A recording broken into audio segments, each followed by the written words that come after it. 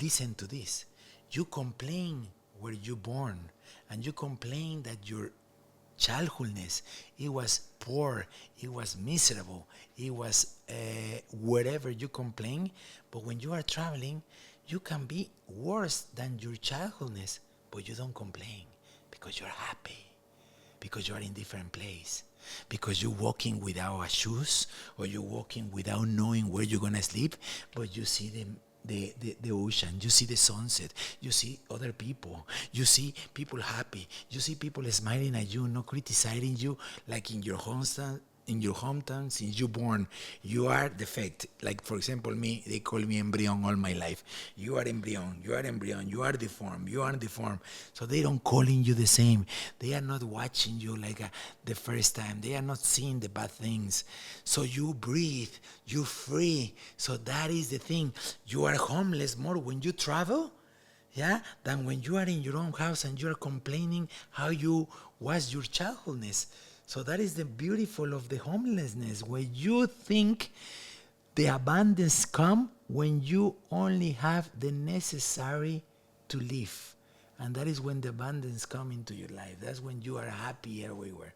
And you come back home and you see, and instead of telling, wow, they are still the same, okay, but I'm not. They can do that. So let's go. Let's go out, do this, travel, go, soar, do anything you want. But just break the paradigmas. Because if you did it, somebody can do it. Yeah?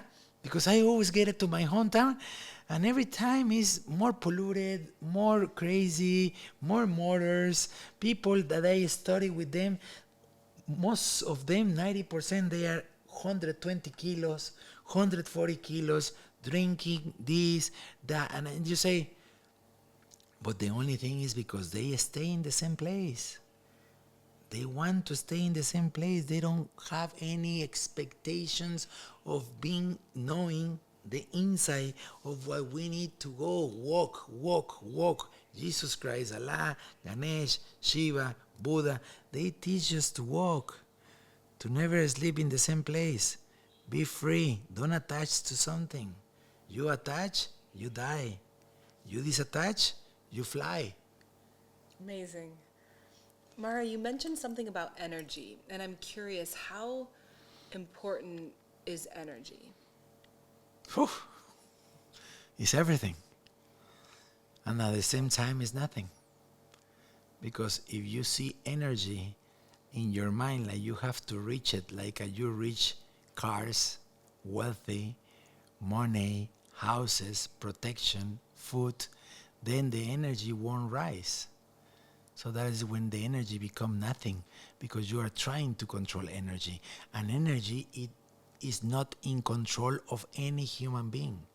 Energies we absorb and we transmute by knowing our bodies, by knowing how our systems, how our posture, how our breathing, how our sleeping, standing, sitting, they can function every day. So you make the energy more expanded and more available to connect with others, and don't hit you because you are not in a lower vibration. So if somebody come and scream at you and spit at you or beat you, you go and say, can you do it again, please?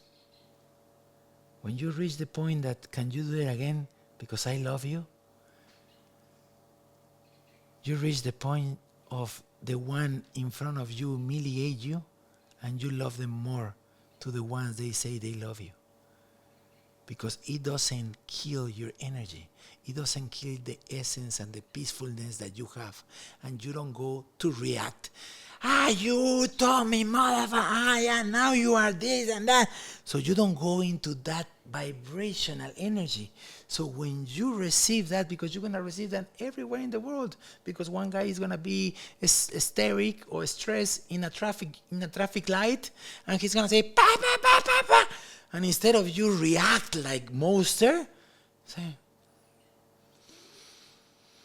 that is balance. That is happiness within yourself, because nobody can come and destroy your day, destroy your minute, your second. Even if somebody die, it dies because it has to go. It's sad in the heart, but you cannot do nothing about it. It's already happened. But if you're gonna die with that person for the rest of your 30, 40, 50, 60 years that you are here on earth, because you think it's a right thing to be sad and honoring that somebody goes, no, you have to celebrate. You have to dance. You have to appreciate. You have to be gratitude.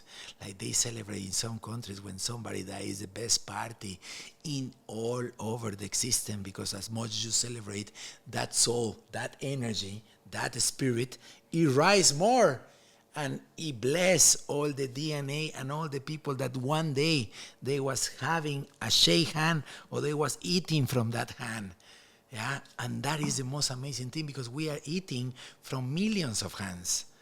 We don't go and pay the food. Before you pay the food, it's millions of people working with love for that food and working to try to survive, to give something to eat to them families. And when you really appreciate that, nothing can hurt you, nothing can destroy you, nothing can change your attitude to others. Thank you, Mario.